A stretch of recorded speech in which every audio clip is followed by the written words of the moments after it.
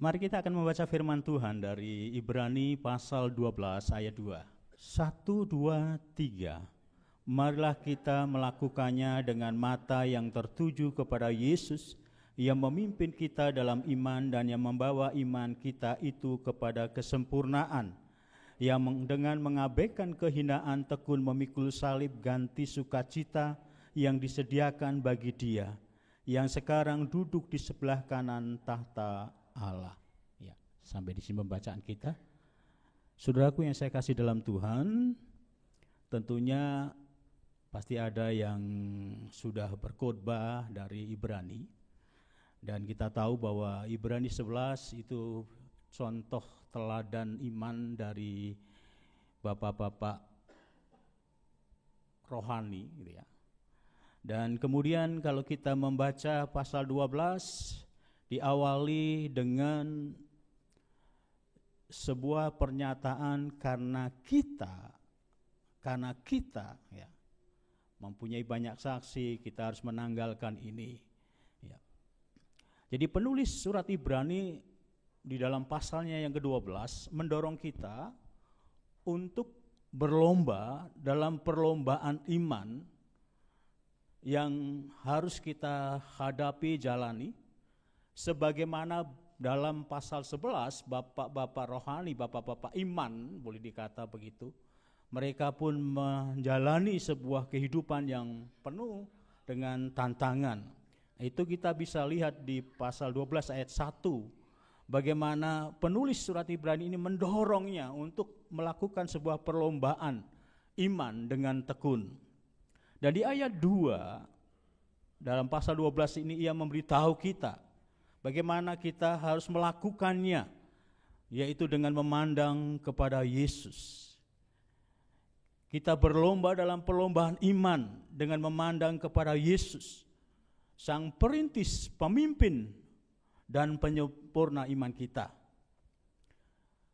Tema yang dicanangkan dalam satu semester ini bicara mengenai spiritualitas yang sehat, yang menjadi kunci dari keberhasilan untuk pertumbuhan iman dan pertumbuhan dalam pelayanan tentunya. Dan pagi ini saya ingin menyoroti bahwa dalam membangun spiritualitas yang sehat harus memfokuskan mata tertuju kepada Tuhan Yesus yang menjadi Sang Perintis, Pemimpin, dan teladan bagi kita. Apa maksud mata tertuju kepada Tuhan Yesus? Saudaraku yang saya kasih, tentunya hal yang sangat jelas bahwa penulis Ibrani mengatakan marilah kita melakukannya dengan mata yang tertuju kepada Yesus. Yang pertama kita akan melihat apa maksudnya. Mata tertuju kepada Tuhan Yesus berarti memusatkan pandangan kepada Yesus dengan penuh keyakinan. Dengan penuh keyakinan.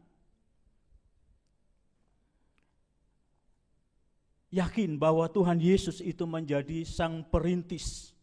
Yakin bahwa Yesus Kristus itu menjadi pemimpin. Yakin bahwa Yesus Kristus itu menjadi teladan bagi hidup kita. Yesus adalah Sang Perintis yang telah mendahulu kita. Ia telah hidup dengan setia. Bahkan ia telah hidup dalam kehendak Bapanya. Tidak ada satu bagian pun yang terlupakan. Tidak ada satu bagian kecil pun yang terlupakan mengenai kehendak Bapanya. Sehingga dikatakan dalam Filipi pasal 2 bahwa Yesus taat sampai mati. Bahwa Yesus taat sampai mati.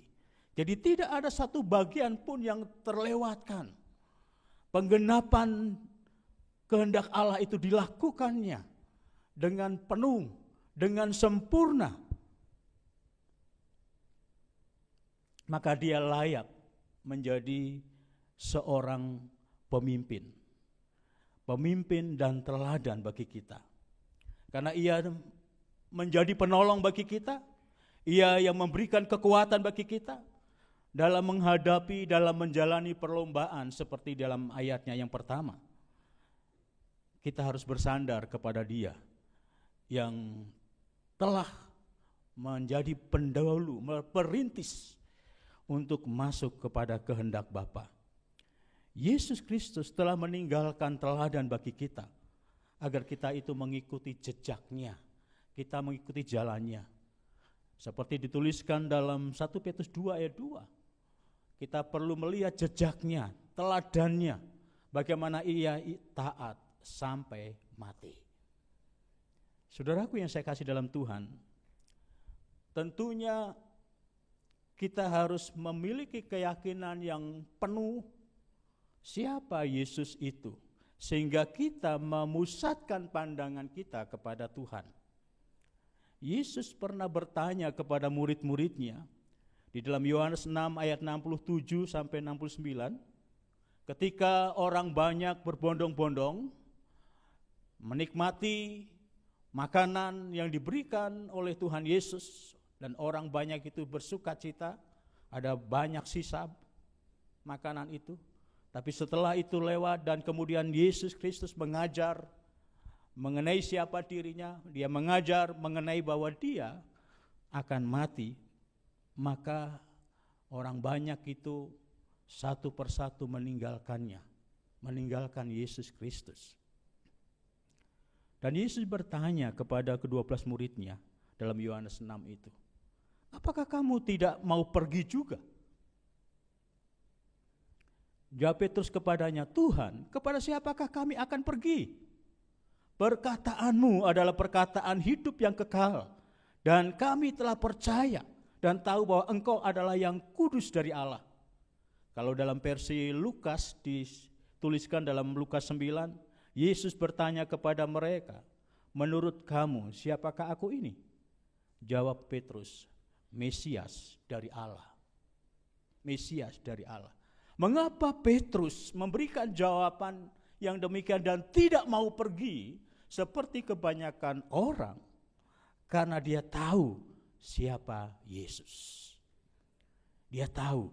Dia katakan dalam Yohanes di situ, perkataanmu adalah perkataan hidup yang kekal. Engkau adalah yang kudus dari Allah. Sedangkan dalam Lukas dijawabnya, engkaulah Mesias dari Allah. Apa yang menjadi keyakinan yang sungguh di dalam diri kita, sehingga kita bisa dan mau mengarahkan pandangan kita kepada Yesus? Atau sebenarnya kita tidak sungguh-sungguh memiliki keyakinan yang kuat mengenai siapa Yesus, pribadi Yesus, sehingga kita dalam perjalanan yang penuh keraguan dan tidak mengarahkan sepenuhnya pandangan kita kepada Yesus. Saudaraku yang saya kasih, tentunya ini menjadi bagian yang sangat penting supaya kita memiliki spiritualitas yang sehat. Terlebih dahulu memiliki keyakinan yang teguh bahwa kita mau mengarahkan pandangan kita mau menunjukkan mata kita kepada Yesus Kristus. Dan kita tidak akan beralih karena kita tahu siapa Tuhan itu, siapa Yesus itu. Sehingga sekalipun ada banyak hal yang bisa mengalihkan pandangan kita, ada banyak hal yang begitu menarik dalam dunia ini, kita tidak mengalihkannya.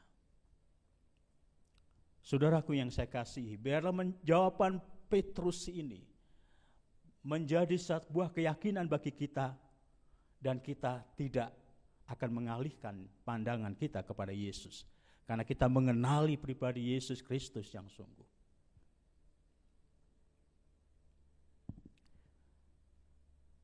Yang kedua, kita akan lihat mata tertuju kepada Tuhan Yesus berarti memandang Tuhan Yesus tanpa gangguan. Memandang Tuhan Yesus tanpa gangguan. Ada pakar Alkitab, Peter O'Brien, berpendapat bahwa yang dimaksudkan memandang dari segala sesuatu yang lain kepada satu hal. Jadi mengabaikan yang lain, menghindarkan yang lain, tetapi fokus kepada satu hal, yaitu kepada Yesus Kristus. Ketika kita memandang Yesus, itu berarti kita tidak memandang apapun, tidak memandang yang lain. Yesus menuntut pandangan yang khusus bagi kita, yang eksklusif bagi kita, kepada Dia. Tentunya kita tahu bahwa memandang kepada Yesus itu bukan tidak ada rintangan, tantangan. Kalau kita membaca pasal 12 ini ayat sesudahnya, maka kita akan mengerti, kita akan mengerti betapa banyak yang merintangi, betapa banyak halangan, betapa banyak hal yang mencoba mengalihkan pandangan kita kepada Yesus, kepada yang lain. Kalau kita melihat hal yang kelihatannya positif, orang lebih mencondongkan mencari mujizatnya. Orang lebih mencondongkan hati mencari berkat-Nya. Betul? Daripada Yesus itu sendiri. Datang karena kita membutuhkan sesuatu. Kalau tidak merasa butuh, kita tidak datang kepada Yesus. Kenapa? Karena pandangan kita bukan kepada Yesus. Pandangan kita kepada mujizat-Nya, pandangan kita kepada berkat-Nya.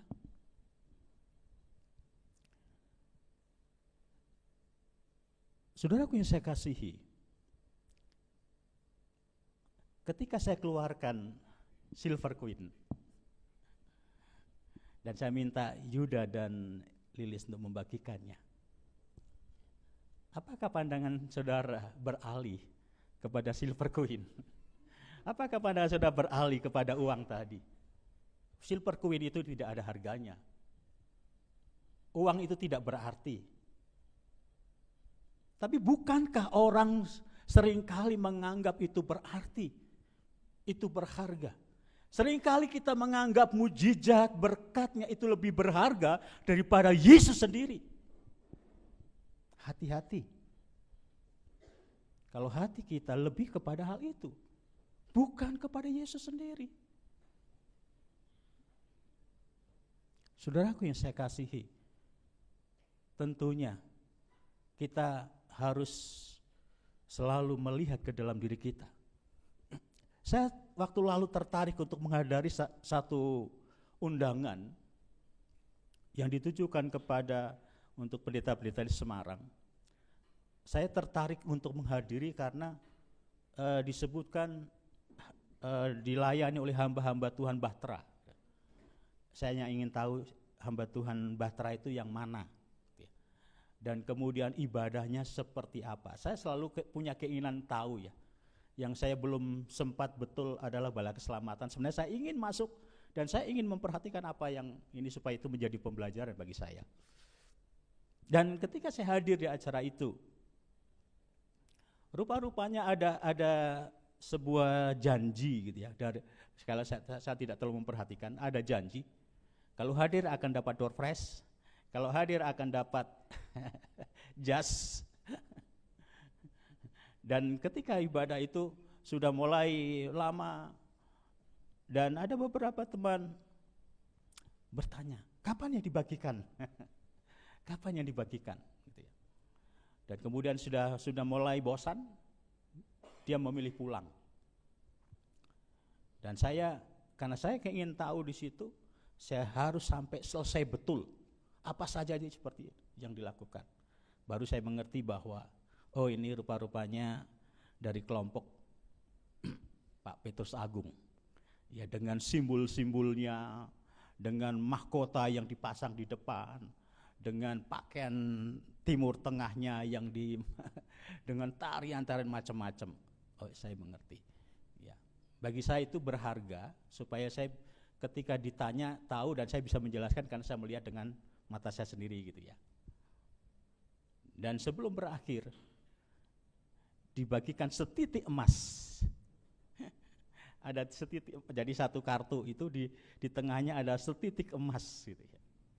Betul-betul emas titik. Bukan dibagikan itu ya. Ya, kemudian saya berpikir ya yang pulang duluan tadi ya itu bukan enggak dapat berkatnya gitu ya. Ya bukan itu yang saya cari. Bukan itu. Tetapi saya ingin mengerti apa sih Yesus bagi orang-orang yang ada di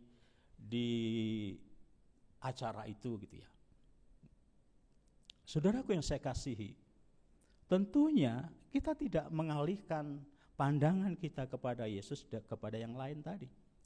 Dan apalagi Ibrani ini yang dapat mengalihkan, yang dapat merintangi, selain kelihatan hal yang baik dan positif tadi, tapi ada hal yang negatif, yaitu ada dosa. Ada dosa. Saudara dan saya tahu, apa sih yang menjadi kelemahan yang memungkinkan untuk kita lakukan? Tidak semua orang ingin mencuri kan? Tidak semua orang jatuh kepada dusta kan? Tapi ada orang-orang yang dari dalam dirinya mengingini milik orang lain. Dalam dirinya mudah saja dia berdusta. Mungkin juga ada dosa-dosa seks. Saudaraku yang saya kasihi, saya mau ceritakan terus terang. Saya sendiri sekarang di rumah. Ada banyak hal yang mungkin bisa masuk dalam pikiran saya. Dan saya mau kasih tahu, seseorang yang sudah pernah melakukan hubungan seks, dia akan cenderung mengingininya. Dia akan cenderung mengingininya. Apalagi laki-laki. Pertahanan apa yang bisa untuk bisa mengalahkan segala sesuatunya? Singkirkan itu, pandang kepada Yesus, maka itu akan mampu mengalahkannya. Untuk berpikiran yang negatif, ketika kita memandang kepada Yesus, itu akan disingkirkan. Yang merintangi. Saudaraku yang saya kasihi, tentunya kita harus melihatnya, bahwa mata kita mau tertuju kepada Yesus, supaya kita terhilang dari gangguan. Tidak ada gangguan, tidak ada hal yang merintangi, karena kita mengalahkannya. Jadi mari kita mengerti dan mengenali diri kita, sehingga kita mampu untuk mengarahkan diri kita kepada Yesus, dan hal-hal yang akan merintangi kita, hal-hal yang akan mengganggu kita dalam pandangan kepada Yesus, itu dapat disingkirkan. Saya mau bagikan pengalaman lagi. Saya bukan sedang membuka aib, ya, tetapi saya menceritakan sebagai contoh. Dalam sebuah konferensi, saya tidak ceritakan tingkat apa, dalam sebuah konferensi, ada seorang calon dan bersama timnya. Dan saya dipanggil dan diberitahu bahwa lawan calon dengan segala kekurangannya, dengan segala keburukannya diceritakan kepada saya. Saya tidak mau terganggu itu. Tapi yang jelas bahwa dia sudah melakukan sebuah kesalahan besar. Ya. Saudaraku yang saya kasih, tentunya ada banyak hal yang bisa merintangi kita, bisa mengganggu pandangan kita, bisa mengalihkan pandangan kita kepada Yesus. Baik yang enak maupun tidak enak. Tapi marilah kita tetap kuat, tetap teguh. Saudara sebagai manusia tetap pandangan kepada Yesus, bahwa Tuhan sudah memanggil saya harus selesai, saya harus taat sampai selesai. Yang ketiga, mari kita lihat yang ketiga, mata tertuju kepada Tuhan Yesus, berarti berlari kepada Tuhan Yesus. Mata yang tertuju kepada Tuhan Yesus berarti dia sedang berlari, ya, sedang berlari. Kemana Yesus memandang dan berlari? Yesus memandang kepada kehendak Bapanya dan berlari dengan ketaatannya sampai mati. Untuk dia bisa menikmati duduk di sebelah kanan tata Allah. Itu dalam ayatnya yang kedua.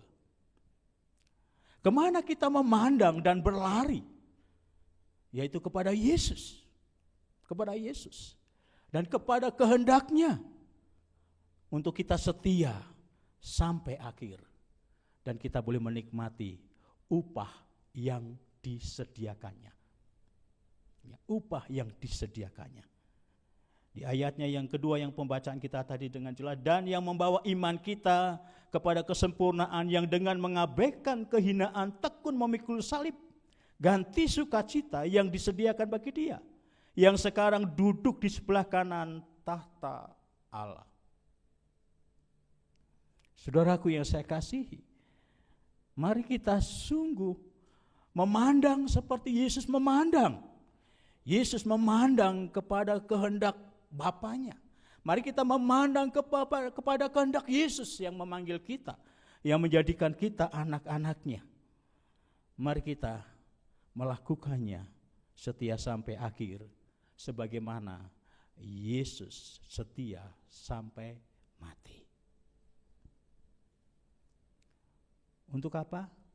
Kalau Yesus dikatakan bahwa dia akan duduk di sebelah kanan tahta Allah Bapa, untuk kita akan mendapatkan upah yang disediakannya, yaitu hidup bersama-sama dengan dia dalam kekekalan. Dalam Ibrani 11 ayat 24 sampai 27 dikatakan demikian. Karena iman maka Musa setelah dewasa menolak disebut anak putri Fir'aun. Karena ia lebih suka menderita sengsara dengan umat Allah daripada untuk sementara menikmati kesenangan dari dosa. Ia menganggap penghinaan karena Kristus sebagai kekayaan yang lebih besar daripada semua harta Mesir. Sebab pandangannya ia arahkan kepada upah. Karena iman maka ia telah meninggalkan Mesir dengan tidak takut akan murka raja. Ia bertahan sama seperti ia melihat apa yang tidak kelihatan. Saudaraku yang saya kasihi, Musa memandang kepada Allah Abraham, Ishak dan Yakub yang telah memanggilnya, dan Musa hidup dalam kehendaknya. Dia tidak pedulikan dengan Fir'aun, dia tidak pedulikan dengan Mesir, dengan harta kekayaan dan kemungkinan dia bisa memiliki kedudukan di Mesir. Dia tidak hiraukan itu. Tetapi dia lebih kepada Allah, Abraham, Ishak dan Yakub yang telah memanggilnya, yang telah menempatkannya untuk memimpin bangsa Israel keluar dari Mesir. Dan dia tahu, sekalipun dia tidak masuk tanah Kanaan, dia tahu ada upah yang diberikan bagi dia, yang disediakannya. Saudaraku yang saya kasihi, mari kita juga belajar seperti Musa. Bahwa segala sesuatu yang dianggap dunia ini berharga, yang dianggap dunia ini sangat berarti, bagi dia bukan itu. Tapi bagi dia, bagi Musa adalah di depan sana, bahwa Tuhan sudah menyediakannya. Dia tidak memberontak ketika Tuhan Allah katakan kamu tidak akan masuk ke tanah Kanaan. Tidak memberontak. Karena memang itu sebuah kesalahannya. Tetapi juga dia tahu bahwa Tuhan akan memberikan upah bagi dia yang telah melaksanakan panggilan dalam memimpin bangsa Israel. Saudaraku yang saya kasihi, apa yang dapat merintangi, apa yang dapat menghalangi, apa yang dapat membebani langkah kita dalam perlombaan, langkah hidup kita? Marilah kita tetap mengarahkan mata kita tertuju kepada Tuhan Yesus. Kenapa? Karena tidak ada yang lebih berharga. Saya ingin ulangi. Karena tidak ada yang lebih berharga daripada Yesus Kristus itu sendiri. Saya mendengar satu kesaksian di medsos. Ada seorang difabel, dia dibawa gereja dengan harapan bahwa yang membawa itu harapan bahwa orang ini akan sembuh dan sehat. Tetapi dia pulang kondisinya sama. Tetapi ketika orang ini pulang, dia sungguh merenungi. Dia mencoba untuk memandang kepada Yesus yang diberitakan. Dan disitulah justru dia mengalami mujizat. Bukan mujizat kesembuhan, tapi pengenalannya kepada Yesus. Sekalipun Yesus tidak menyembuhkannya, dia tetap memandang kepada Yesus. Dan dia mempercayai Yesus sebagai Tuhan dan Juru Selamatnya. Justru dalam pertemuannya dengan Yesus, dia begitu bahagia, dia begitu senang. Saudaraku yang saya kasihi, mari kita tahu bahwa Yesus Kristus yang paling berharga, tidak ada yang lebih daripada Dia. Arahkan pandanganmu kepada Dia, sehingga kita akan mengalami sebuah pembaharuan, kita akan mengalami sebuah transformasi dalam rohani kita, dalam iman kita, dalam kehidupan kita, sehingga kita akan terus berjalan dalam hari-hari kita, dalam perlombaan kita, dengan keyakinan kemenangan ada pada kita, karena Yesus yang menjadi pemimpin, karena Yesus yang menjadi perintis, karena Yesus yang menolong kita. Amin. Mari kita tunduk kepala. Saudaraku yang saya kasihi, marilah kita bersama-sama memperhatikan jalan kita, supaya kita tidak dirintangi, dihalangi, dibebani oleh hal-hal yang menghambat kita untuk memandang kepada Yesus Kristus. Bahwa Yesus Kristus menjadi hal yang terutama dalam hidup kita. Bukan mujizatnya, kesembuhan, atau berkat-berkat jasmani yang lainnya. Tetapi Yesuslah yang utama, yang ada dalam hati kita, yang ada dalam hidup kita, yang ada dalam pikiran kita, untuk selalu kita berjalan bersama dengan Dia. Tuhan Yesus, Tuhan kami, terpujilah namamu, terpujilah namamu. Engkau bukan saja menjadi pemimpin, Engkau bukan saja yang membuka jalan, tetapi Engkau juga menjadi teladan bagi kami. Terima kasih Tuhan. Kami mau mengarahkan pandangan kami kepada Tuhan. Mata kami selalu tertuju kepada Tuhan. Karena Engkaulah segalanya dalam hidup kami. Terima kasih. Tuhan tolong kami untuk paham akan firman-Mu hari ini, dan kami benar-benar boleh hidup dengan mata yang tertuju kepadamu. Dalam nama Tuhan Yesus. Amin. Saya serahkan kembali.